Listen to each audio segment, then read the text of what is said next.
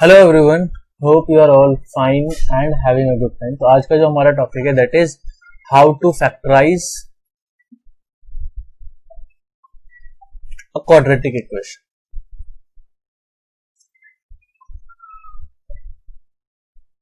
ठीक है, ये हमारा टॉपिक है कि क्वाड्रेटिक इक्वेशन को कैसे फैक्टराइज करते हैं। अब क्वाड्रेटिक इक्वेशन क्या होता है? क्वाड्रेटिक इक्वेशन जो है इस हिसाब से होगा, इसका स्टैंडर्ड फॉर्मेट है ax² plus bx plus c। ठीक है, ये तो स्टैंडर्ड फॉर्मेट में है, ऐसे अगर ना भी याद रहे आपको तो ऐसे याद रखना। ये एक स्क्वायर है, मैं चेंज कर देता हूँ, डार्क ले लेता हूँ कुछ। ठीक है, ये स्क्वायर है, देन पावर 1 में है और देन जो है विदाउट एक्स है। इस हिसाब से हो सकता है, वो नंबर्स में भी हो सकता है 4x² प्लस 10x प्लस 8। ठीक है, तो एक x² होगा, एक x होगा, एक विदाउट x होगा, ये तीन इसका मेन आइडेंटिफिकेशन। ठीक है, उसमें भी क्या है, ये अगर हम स्टैंडर्ड फॉर्मेट में देखें b 0 हो सकता है, c 0 हो सकता है, मगर a कभी 0 नहीं हो सकता। मींस वो इस फॉर्म में भी हो सकता है, इस फॉर्म में भी हो सकता है और इस फॉर्म में भी हो सकता है। मींस इसके साथ हो सकता है तो ये वाला टर्म रहे, ये ना रहे, जैसा कि इसमें है। हो सकता है इसके पास ये वाला टर्म रहे और ये ना हो, सॉरी ये x वाला टर्म ना हो बीच में, और दोनों के दोनों भी नहीं हो सकते, मगर ये होना कंपलसरी है। ये नहीं होगा तो क्वाड्रेटिक ही नहीं होगा। तो अभी हम जो है वैसे भी पहली बार सीख रहे हैं, तो अभी हमारे इस टाइप के क्वेश्चन नहीं करते हैं, हमें सिर्फ सिंपल करने हैं जहां पे तीनों चीजें गिवन हो, उसको कैसे सॉल्व करेंगे।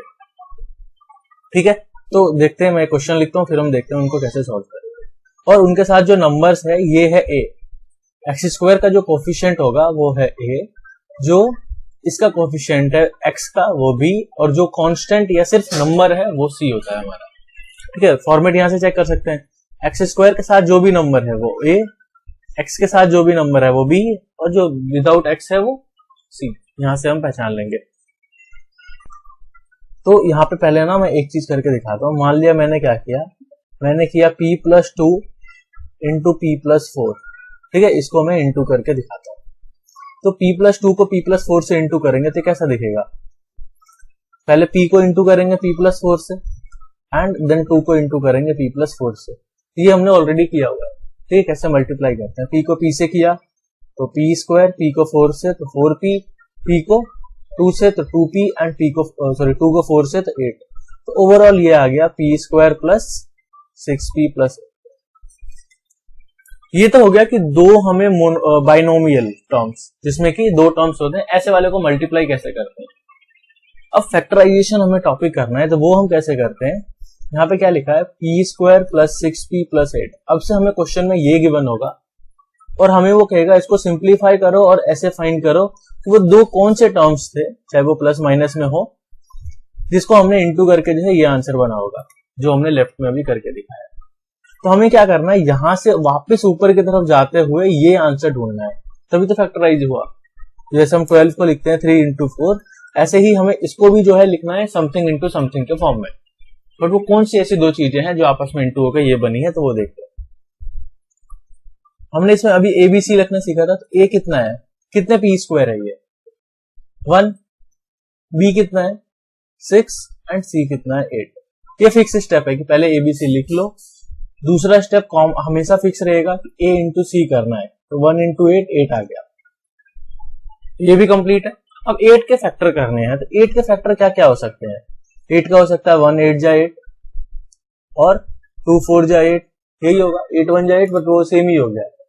और हमें इसके बाद यहाँ पे सारे फैक्टर्स लिख लो, फिर इसमें चेक करना है कौन सा ऐसा फैक्टर है जिसको प्लस या माइनस करने पे इसके इक्वल आता है। इन दोनों को इंटू करते हैं और उनको फिर उनके फैक्टर्स को प्लस माइनस करके देखेंगे इसके इक्वल कौन से सेटिंग पे आ रहा है। यहाँ पे अगर हम देखें किस पे आ रहा है, किस पे आ रहा है 2 4 जा 8 और 2 और 4 6। तो इसका मेन पर्पस क्या है ये फाइंड करने का, ये तो पता चलेगा इसका यूज करना है, बट कैसे करना है वो देखते हैं। हमने क्या किया, b की जगह पे ये सोचा है ना, देखा कैसे करते हैं। हमेशा ये फिक्स है, इसको मिडिल टर्म स्प्लिट मेथड कहते हैं, क्योंकि हमने क्या किया, बीच वाले टर्म्स को तोड़ा है दो पार्ट्स में। कैसे, p² ही रहेगा, ठीक है, 8 8 ही रहेगा। हमने यहां देखा कि 6p को हम लिख सकते हैं 2p प्लस 4p के फॉर्म में, और ये यहां से हमने देखा है। इसीलिए ये दो पहले ABC लिख लेंगे, फिर A इंटू C करेंगे और फिर उसके फैक्टर करेंगे। इसके फैक्टर में देखा प्लस माइनस करने पे ये 7 आ रहा है, माइनस करने पे और प्लस करने पे 9 आ रहा है। तो ये हमारे किसी काम का नहीं है, क्योंकि हमें b के इक्वल लाना है। इसमें आ रहा है प्लस करने पे b के इक्वल, इसका यूज करेंगे। इसका यूज कैसे करेंगे, 6 की जगह लिख देंगे 2 + 4। अब यहां से क्वेश्चन हमारा सिंपल है, यहां से कर सकता है कोई भी आराम से। कैसे, यहां से इन दोनों में p कॉमन लेंगे तो बचेगा p + 2, इधर 4 कॉमन लिया तो बचा p + 2। ठीक है, तो एक बन गया p + 2 एंड एक बन गया p + 4। यही था हमारा ओरिजिनल क्वेश्चन जब हमने मल्टीप्लाई करना शुरू किया था। ऐसे करके ये हमें क्वेश्चंस करने हैं। ठीक है, बाकी दोनों क्वेश्चन भी करते हैं। एक और एग्जांपल ऐसे उठाते हैं, q² - 10q + 21। ठीक है, तो ABC लिख लेते हैं। कितने q² है, 1। q² का कोफिशिएंट जो है वो 1 है। b कितना है, -10 एंड c कितना है, 21। ठीक है, अब यहां देखते हैं हमें क्या करना है। ये लिख लिया ABC। अब नेक्स्ट स्टेप है a × c, तो 1 × 21, 21 ही आया। अब 21 के अगर मैं फैक्टर करूंगा तो 21 के फैक्टर क्या क्या बनेंगे, 1 × 21 और 2 के टेबल में नहीं आता है, 3 × 7, 4, 5 बाकी कुछ नहीं आएगा। ठीक है, 7 × 3 आएगा और 21 × 1 ही आएगा। तो वो कॉम्बिनेशन हमने लिख ही दिया है। अब इनको प्लस माइनस करके अगर हम चेक करेंगे तो 22 और 20 बन रहे हैं, माइनस करने पे 20 और प्लस करने पे 22। इसके इक्वल हमें तो देखना होता है, हमें इन दोनों को इंटू करना होता है और इससे चेक करना होता है ये वाला कॉम्बिनेशन फिट बैठ रहा है। तो इसका यहां पे यूज करेंगे कैसे, q² है और यहाँ पे 21 है। हमें -10 को तोड़ना है 3 और 7 का यूज करके। क्या करेंगे, यहाँ पे माइनस 10 की जगह लिखेंगे 3 + 7। ठीक है, जब भी माइनस में हो तो आराम से ब्रैकेट का यूज करो, गलती नहीं करनी है। ठीक है, कुछ नहीं किया, सिर्फ 10 की जगह मैंने 3 + 7 लिख दिया। यहां से क्या करेंगे, थोड़ा ब्रैकेट ओपन करते हैं, q² - 3q - 7q + 21 आ रहा है ना ये 10q। ठीक है, तो 10q को हमने दो पार्ट्स में तोड़ दिया। अब यहां से इजी हो जाता है फिर क्वेश्चन। q कर लिया तो एक q बचेगा, -3 बचेगा। यहाँ पे -7 कॉमन ले लिया, q बचेगा और प्लस में से माइनस कॉमन ले लिया तो एक माइनस बचेगा। तभी तो माइनस इंटू के बाद में प्लस बनेंगे। ये चेक करना कर लो, इन दोनों को इंटू करते हैं तो आता है +21। अब इसको कुछ नहीं करना, एक बनेगा q - 7 और एक बनेगा q - 3। ठीक है, और एक एग्जांपल लेते हैं, p² + 6p - 16। ठीक है, फिर a is 1 क्योंकि कितने p² है, या p² का कोफिशिएंट क्या है, 1 है। b is 6 and c is -16। अब इनको कैसे यूज करेंगे, तो ABC लिखते हैं, लिख लिया है। अब करते हैं a × c मीन्स 1 × -16, तो वो आ गया -16। अभी हम सिर्फ 16 का फैक्टर लिखते हैं। क्या क्या होगा 16 का फैक्टर, 1 × 16, 2 × 8, 4 × 4। ठीक है, इसके बाद फिर यही आएंगे 8 दूनी 16 और 16 एकम 16। इसमें अगर मैं देखूं तो मेरे को प्लस माइनस करके इन दोनों को इंटू कर दिया और प्लस माइनस करके 6 के इक्वल टू लाना है। इसमें आ रहा है 6 माइनस करने पे, तो ये वाला मैं यूज करूंगा इन तीनों में से। इसीलिए हम यहाँ पे साइड में लिख के देखते हैं कि किस पे हमारा जो है ये फिट बैठेगा। तो क्वेश्चन पे आते हैं, p² 6p है तो 6p को मैं कैसे लिखूंगा, 8p - 2p।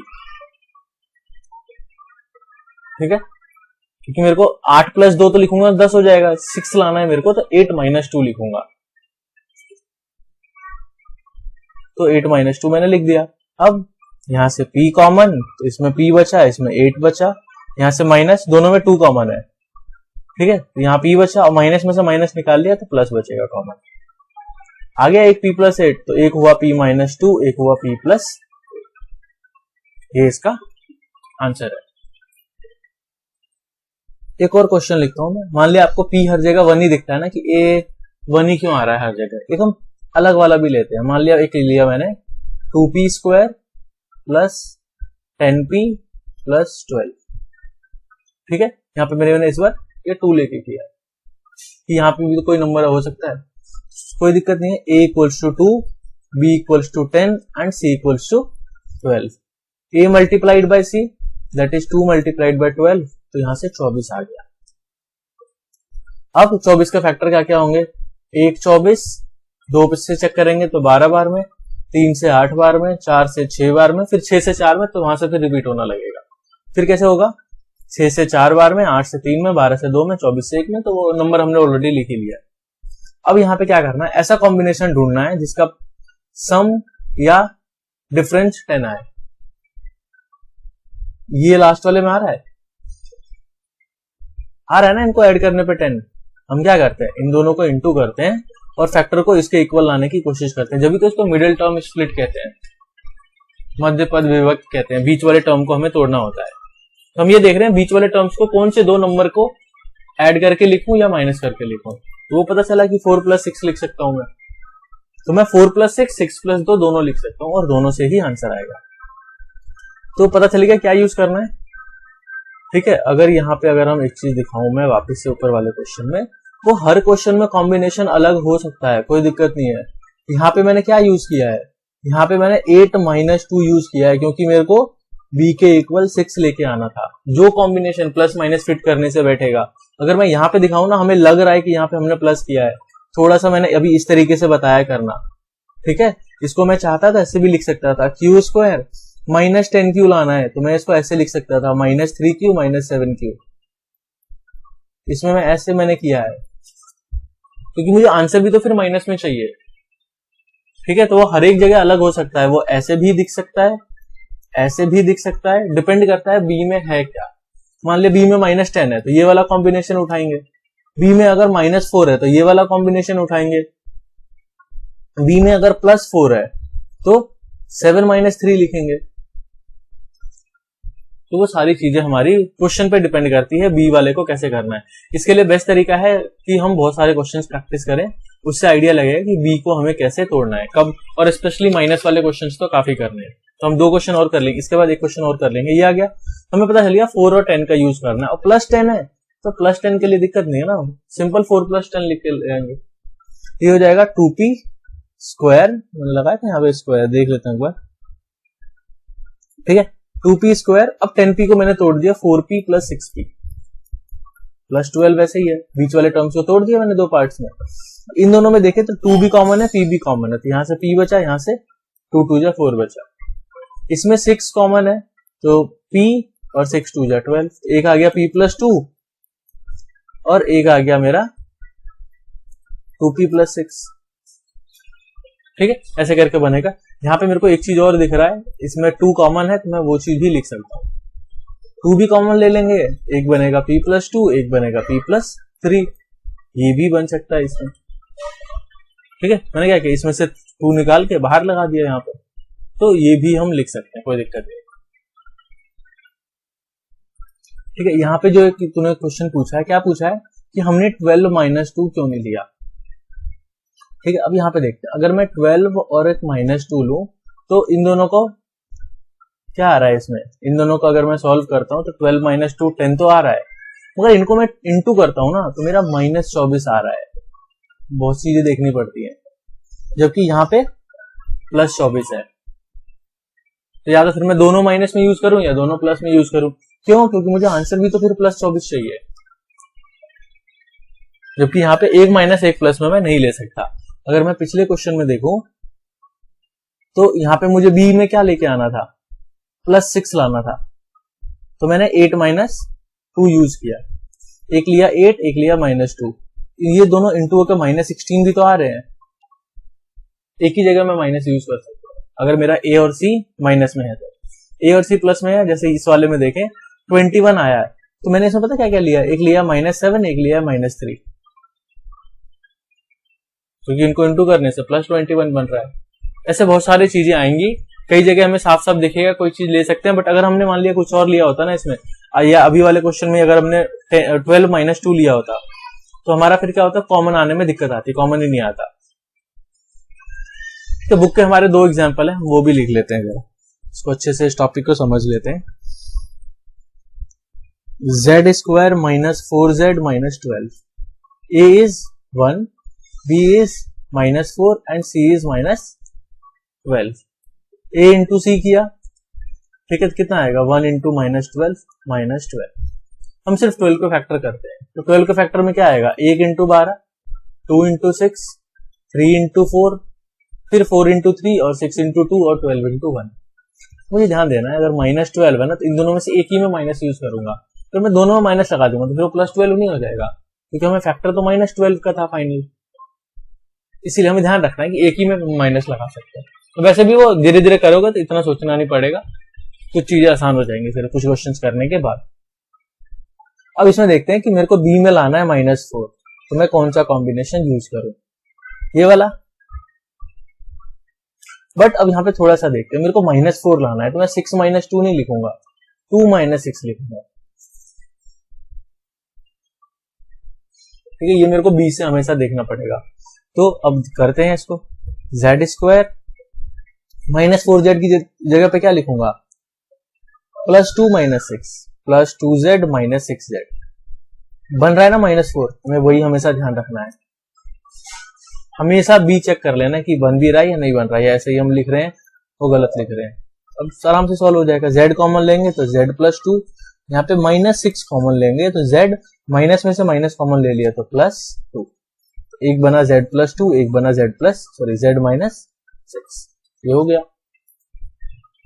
हमेशा इसको कंपेयर करना है कि इसको हमने सही तोड़ा है या नहीं तोड़ा। एक और एग्जांपल लेते हैं, बुक का ही है, y² -7y +12। फिर से a is 1, b is -7 and c is 12। a into सी करना है तो ये क्या होगा 1 इंटू 12 आ गया। अब 12 का फैक्टर तो 1 इंटू 12, 2 इंटू 6, अच्छा ये हमने जस्ट अभी ऊपर ही यही आया था, तो ये सारे हो गए।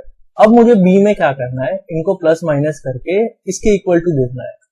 तो इस वाले में बन रहा है 3 + 7, बट अगर मैं एग्जैक्ट देखूं तो मुझे -7 चाहिए, तो मैं ऐसे भी नहीं लिख सकता।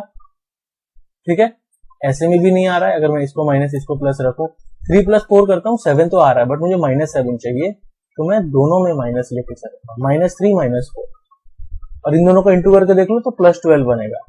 मुझे प्लस में बनाना है तो दोनों माइनस या दोनों प्लस में होने चाहिए। तो अब यहाँ पे हम क्या करेंगे, यहाँ पे आराम से हम लिख देते हैं y² -7y है तो इसको हम लिख देंगे -3y -4y +12।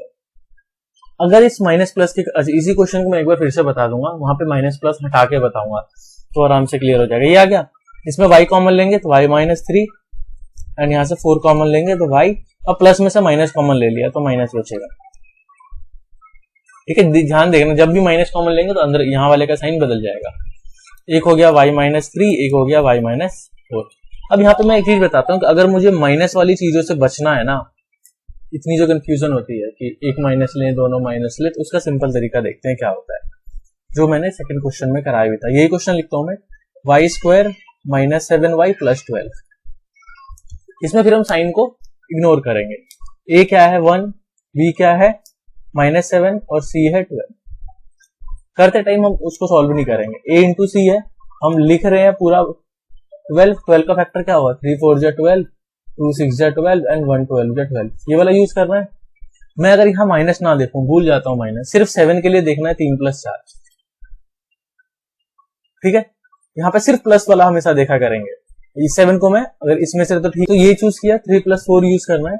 मैं यहाँ पे क्या करूंगा y² माइनस, सिंपल इसको ऐसे लिखूंगा। ठीक है, मैंने क्या किया, मैंने आराम से सोचा मुझे माइनस में नहीं पढ़ना है, मैं सिर्फ 7 देख रहा हूं यहाँ पे, और 7 को मैं इस फॉर्म में देख रहा हूँ 3 + 4 के फॉर्म में। तो मैंने सिर्फ 7 की जगह 3 + 4 लिखा, बाहर जो माइनस था ऐसे ही रहने दिया। अब ये आसान तरीका होता है, ब्रैकेट ओपन करेंगे तो ऑटोमेटिकली बन जाए, मुझे क्या दिक्कत है। ठीक है, तो वो ऐसे करके करा करेंगे, आंसर वही आएगा जो हमने ऊपर किया है। तो ये आसान तरीका होता है माइनस से बचने का, मगर उसमें एक स्टेप बढ़ जाता है कि हमें सिर्फ क्या करना होता है ऐसे केस में, सिर्फ इसकी जगह वैल्यू रखना होता है। ब्रैकेट ओपन करेंगे तो अपने आप ही जो भी माइनस जहां एडजस्ट होना होगा वो हो जाएगा, और वो आसान तरीका है। ठीक है, क्वेश्चन करके देखना तब थोड़ा सा आएगा कि हाँ कैसे करना है। सो इसके बाद जो है हम इसके बाकी क्वेश्चंस करेंगे इसी एक्सरसाइज के। Till then take care, all the best and have a good day.